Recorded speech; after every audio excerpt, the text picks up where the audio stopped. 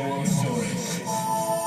Since 2009, Friendly Fires have toured the world with their self-titled debut album. This is a glimpse of what it's like being a nervous rock star in our hometown. And this was just really good because people wanted to dance and just have fun.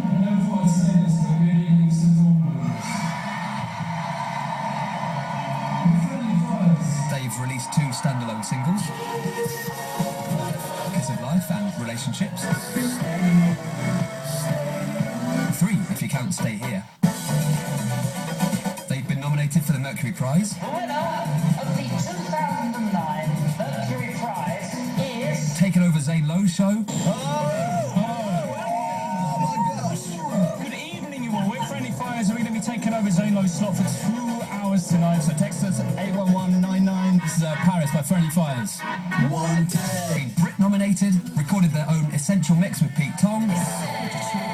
This is Radio 1's Essential Mix. Hi, I'm Pete Tong. Hi, this is Ed. This is Jack. And you're about to listen to 2 hours of our Essential Mix. And they've still found the time to write and record their brilliant brand new second album, Parlour.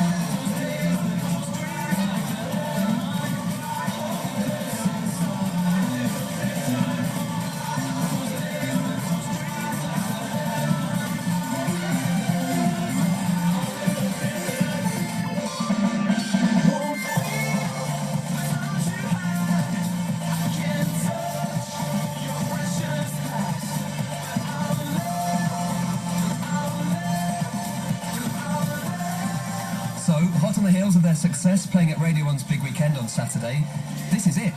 The highs, the lows, the early session tracks, the nervous moments, the live experiences. This is the definitive warts and all story of a band that DJs and tastemakers agree is one of the most important UK acts of the last decade. BBC Radio 1 Stories. Behind the scenes, behind the headlines, in depth and in person. So how do we start these things? I suppose old man voice. Hello, welcome to the story of Friendly Fires. Chapter 1, The Beginning. We join the band backstage in the luxurious surroundings of the St Albans Arena in September 2009. Meet Ed McFarlane. Hello, I'm Ed McFarlane and sing in the band Friendly Fires. Lead singer and chief wiggler. I'm Jack and I play the drums in Friendly Fires. Jack Savage on drums with headphones. And Ed Gibson Hey there, I'm Ed Gibson and I play the guitar. It's a very special night for them, as it's a homecoming gig with family and friends coming down in their droves. Although this doesn't mean that the gig's going to be easy for them. My entire family are here tonight, actually, which is the first since we played our first sold-out Forum show. It's good to have the whole Gibsons about, but it's also terrifying because I'd much rather be playing to a crowd of, nameless faces, really. It just makes it far easier on the soul. Just that you can, if I do fall over, at least I probably won't ever hear about it again, whereas if I fall over tonight, I will never ever be able to have a Christmas without it coming up in conversation. To put things in perspective, St Albans has something of a motley crew of famous alumni, in which Friendly Fires can now count themselves. Paul, formerly of S Club 7, was born there. David Essex, ask your dads, lives there. Enter Shikari, are from there.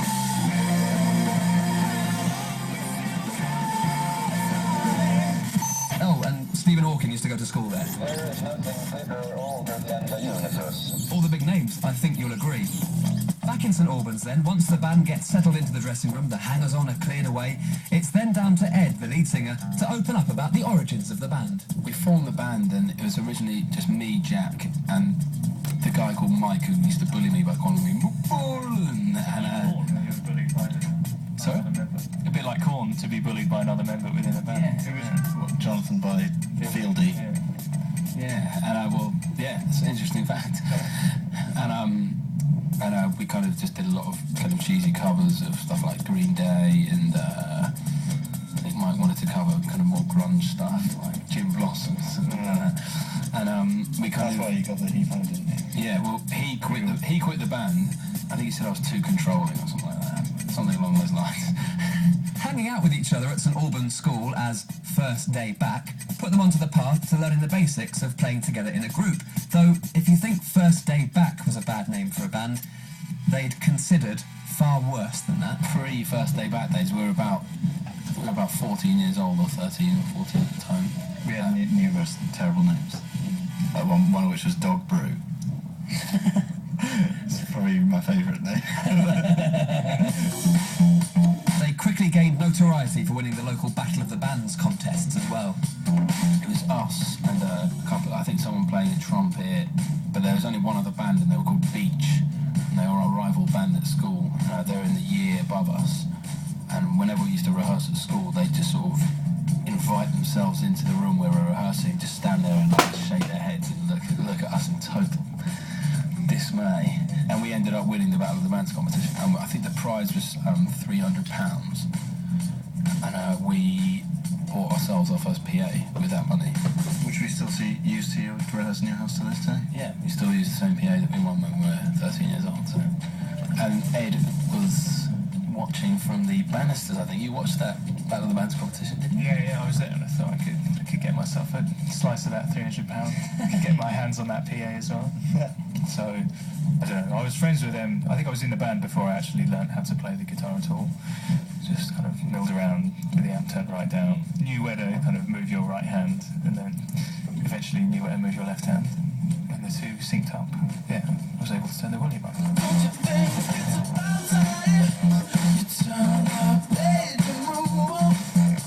But when the prospect of university raised its ugly head, things became more complicated. When we went off to university, we were kind of sort of semi-disbanded, I guess. We did kind of beat it. There were a few gigs while we were at university, like places like Dublin Castle and the Archway Tavern and stuff like that. But yeah, it was kind of wilderness years. Although, as lead singer Ed explains, at this time he was making and releasing his own music as a solo artist. I was very much into like Warp Records and the kind of more abstract electronic sort of music.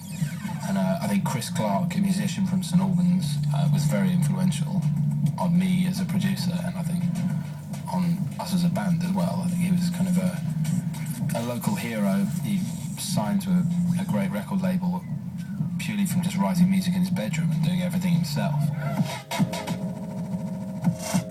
So, all good experience there for Ed, which was to prove invaluable later for the band. As is often the case, it was hard going at first, learning not only about performing as a band, but the recording process. And of course, you could only use the facility